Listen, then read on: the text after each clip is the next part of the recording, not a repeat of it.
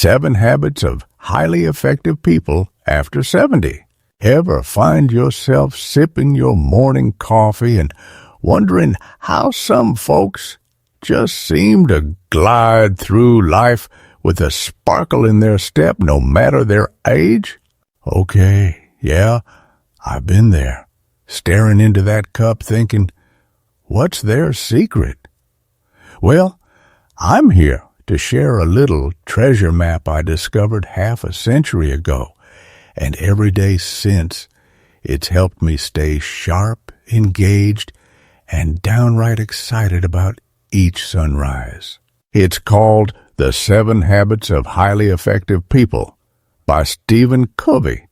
And let me tell you, as a 70-year-old who's danced through decades of ups and downs, these habits have been like friendly signposts guiding me to a richer, more purposeful life. All right, so picture us sitting on a porch swing, the breeze rustling the leaves, and I'll walk you through each habit, not as a dry checklist, but as stories of how they've woven into my days and how you can weave them into yours. Ready?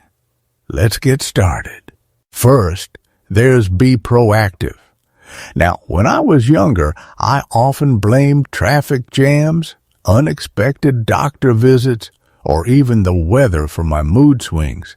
But then I realized, wait a minute, my happiness isn't controlled by outside forces.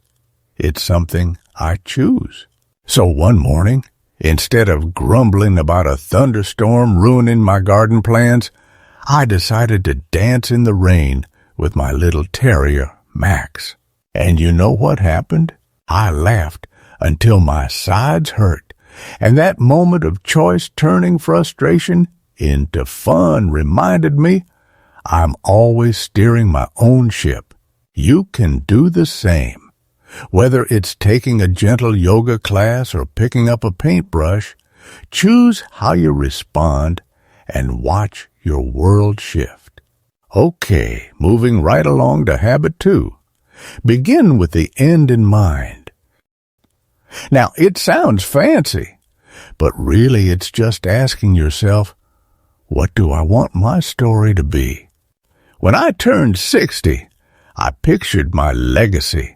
Not fancy trophies, but memories my grandchildren would cherish. Stories of family picnics, community service, and the joy of simple moments. So, I grabbed a notebook and jotted down a few dreams. Host a neighborhood potluck, learn a new language, volunteer at the local library. Every day since, I've checked my compass. Does today move me closer to that picture? It's amazing how a clear vision gives even ordinary days a sense of purpose. All right, so you're steering your ship and you've got a destination in mind. Now comes habit 3. Put first things first.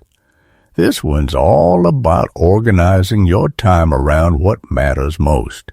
Back when I was still clocking in at the office, I thought busy meant productive. But now I've learned to protect my morning quiet time reading scripture, stretching with gentle Tai Chi, and savoring breakfast. Only after that do I tackle emails, errands, or a brisk walk in the park. Here's the trick. Schedule the things that feed your soul first, and everything else will fall into place around them. All right, so far we've chosen our attitude, set our destination, and put our priorities front and center. Let's talk about habit 4. Think win-win. Now, in family gatherings or neighborhood committees, it's easy to dig in our heels, my way or the highway. But I've found real joy in looking for solutions where everyone walks away smiling. Last winter, when our gardening club all argued over planting schedules, I suggested a rotating plan so each member could host and guide the group.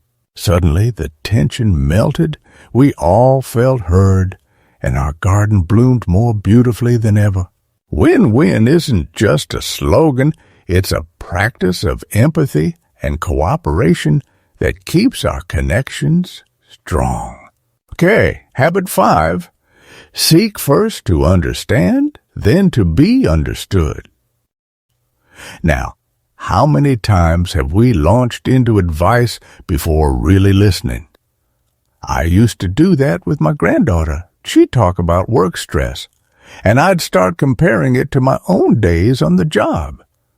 But then I realized she didn't need my lecture. She needed my ear.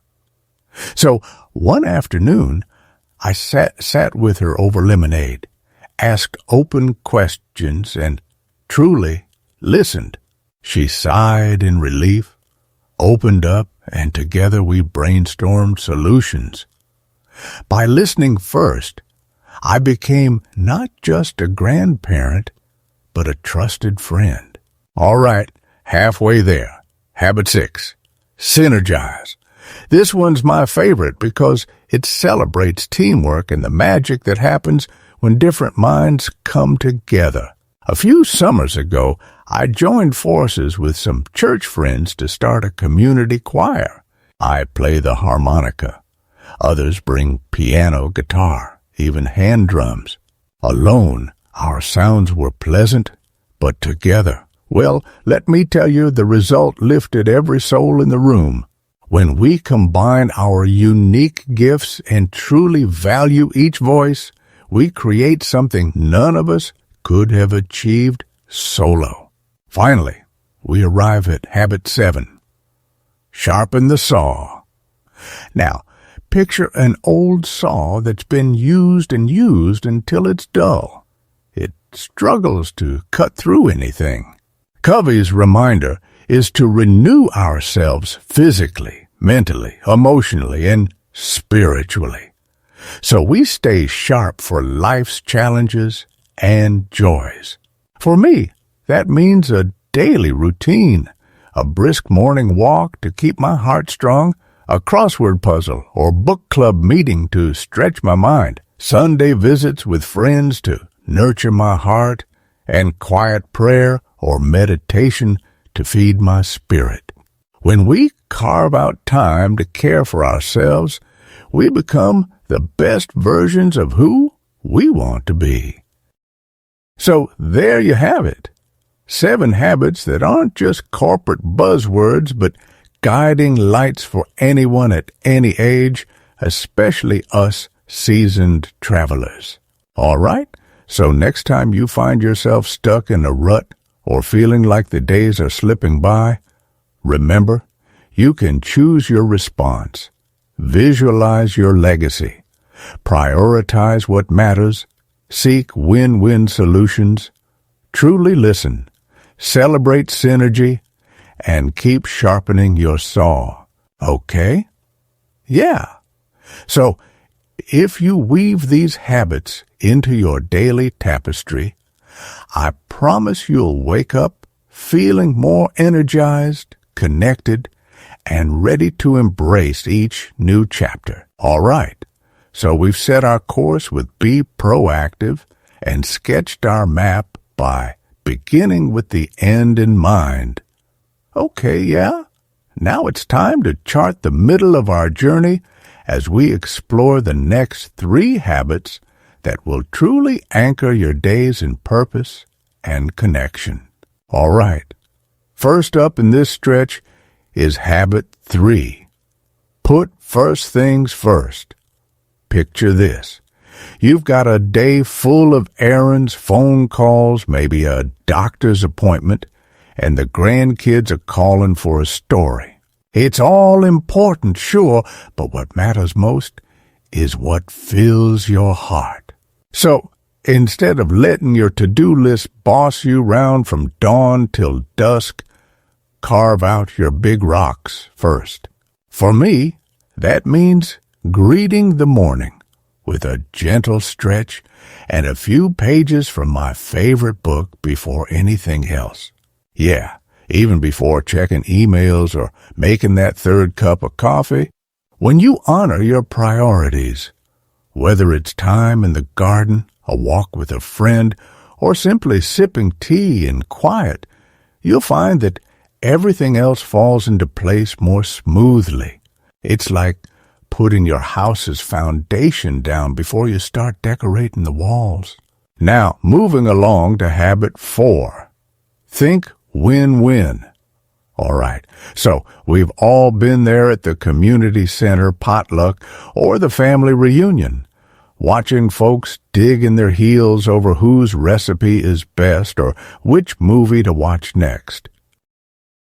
But here's the thing. When we each look for solutions that leave everyone feeling respected and heard, the atmosphere shifts from tension to celebration. A little story. Last summer, our book club argued over which book to choose. Instead of voting and leaving half the group disappointed, we decided each member could pick one title over the next 6 months. That way, no one felt sidelined, and we discovered authors none of us had read before. Win-win doesn't just make decisions easier. It weaves goodwill into every relationship you have. All right, habit 5. Seek first to understand, then to be understood. Now, this one is a genuine game changer. How many times have we leapt in with advice before truly hearing what someone needed? I'll admit, I used to do it all the time, especially with my daughter when she'd talk about work stresses. But then I remembered how comforting it was when someone just listened to me without interruptions or quick fixes. So I started practicing what Covey called empathetic listening.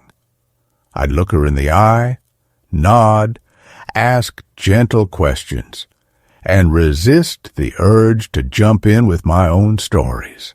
And you know what happened? She felt seen, and our conversations deepened in ways I never imagined. Try it yourself. Before you speak, just listen, and you'll build bridges where you once built walls. Okay, so we've woven Habit 3's priorities into our days, crafted win-win solutions in our interactions, and learned to listen with both ears and heart. These habits aren't quick fixes. They're daily practices that, over time, shape a life brimming with purpose, harmony, and connection. And end with that. Watch the videos on screen.